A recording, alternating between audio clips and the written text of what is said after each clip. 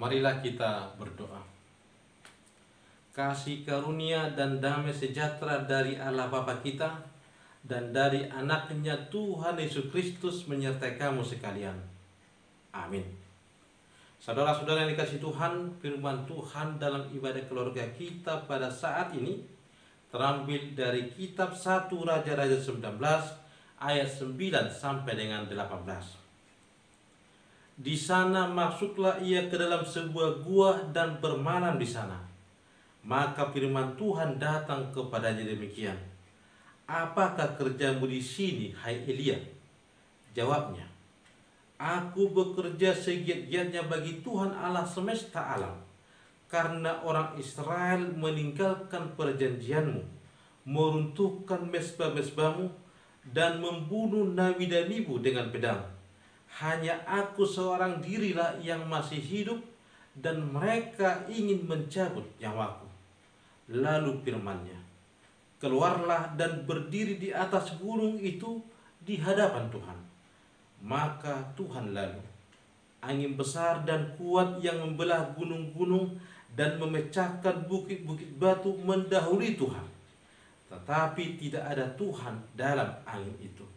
Dan sesudah angin itu datanglah gempa. Tetapi tidak ada Tuhan dalam gempa itu. Dan sesudah gempa itu datanglah api. Tetapi tidak ada Tuhan dalam api itu.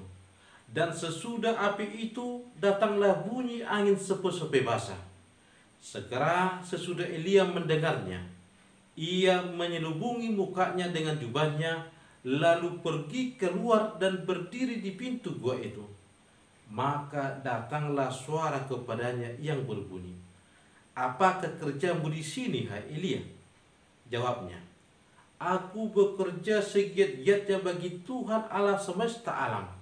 Karena orang Israel meninggalkan perjanjianmu, meruntuhkan mezbah-mezbahmu, dan membunuh nabi-nabimu dengan pedang. Hanya aku seorang dirilah yang masih hidup, dan mereka ingin mencabut nyawaku. Firman Tuhan kepadanya, pergilah, kembalilah ke jalanmu, melalui padang gurun ke Damsyik. Dan setelah engkau sampai, engkau harus mengurapi Hazael menjadi raja atas Aram. Juga Yehu cucu Nimsi haruslah kau urapi menjadi raja atas Israel. Dan Elisa bin Safat dari Abel Mehola harus kau urapi menjadi nabi menggantikan engkau.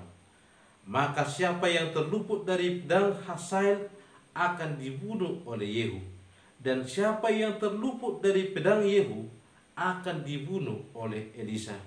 Tetapi aku meninggalkan 7.000 orang di Israel, yakni semua orang yang tidak sujud menyembah Baal dan yang mulutnya tidak mencium dia. Demikian firman Tuhan. Saudara-saudara yang dikasihi Tuhan, tidak ada manusia yang terbebas dari permasalahan. Tidak ada manusia yang terbebas dari pergumulan dan kesulitan. Kita semua pasti menghadapinya. Suka atau duka pasti datang menghampiri kita.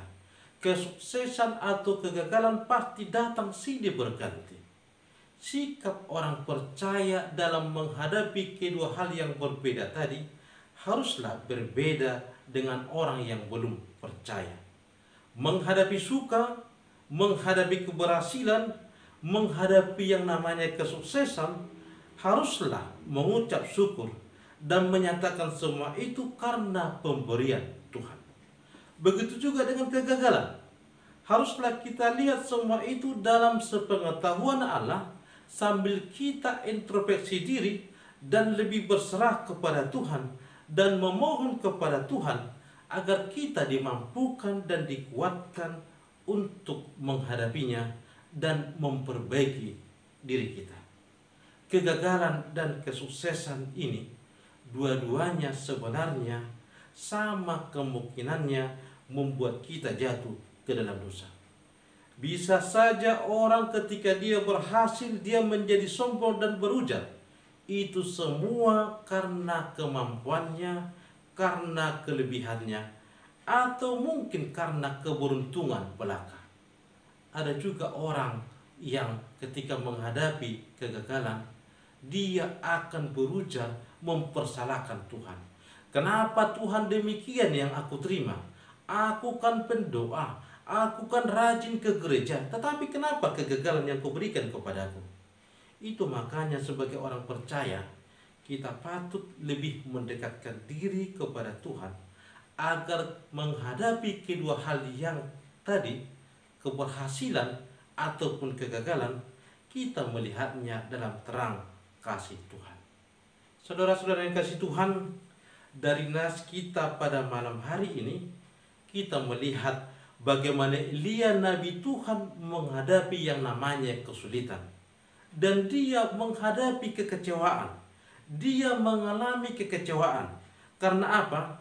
Karena dia merasa sendiri. Dikatakan dalam nas kita, dalam ayat 10 dan ayat 14, dikatakan bahwa dia menghadapi tantangan dari Israel, di mana bangsa Israel atau orang Israel meninggalkan perjanjian dengan Tuhan dan bergiat membunuh Nabi Tuhan, termasuk membunuh dirinya.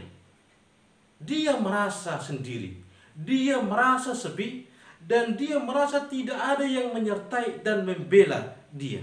Oleh karena itu dia lari dan bersembunyi ke dalam gua, seperti dalam nas kita dalam ibadah keluarga pada malam hari ini. Saudara-saudara yang dikasihi Tuhan, dalam kekecewaannya, dalam kegalauannya, Tuhan datang menunjukkan kepeduliannya kepada dia. Kalau kita baca sebelum nas kita pada malam hari ini, pada ayat 5 sampai dengan ayat 8, dikatakan Tuhan menyediakan makanan dan minuman kepada Elia ketika dia lari. Artinya apa? Tuhan memberikan kebutuhan yang cukup kepada dia agar fisiknya kuat. Tuhan memberikan istirahat dengan tenang kepada dia ketika dia kelelahan. Tuhan mau mengoreksi Elia. Dia berbicara kepada Elia dan mengajak Elia kembali kepada jalannya, yaitu kembali ke tanah Israel, kembali untuk memberitakan firman Tuhan kepada orang Israel dan mempertobatkan orang Israel. Dikatakan Tuhan, pergilah, kembalilah. Artinya Tuhan mengajak Elia untuk kembali mempertobatkan Israel. Tuhan mau memakai Elia untuk pekerjaan Tuhan melayani Israel. Saudara-saudara dikasih Tuhan, firman Tuhan pada hari ini menjelaskan kepada kita bahwa Tuhan mau peduli kepada Elia, dan juga Tuhan peduli kepada kita. Tuhan mau menunjukkan bahwa dia peduli kepada kita. Dia mengasihi Elia dan juga mengasihi kita. Dia tidak langsung mempersalahkan Elia, tetapi dia mau dengan lembut memanggil Elia untuk kembali ke jalan pelayanannya. Kabar baik bagi kita adalah Tuhan mau memelihara Elia dengan mencukupkan kebutuhan Elia.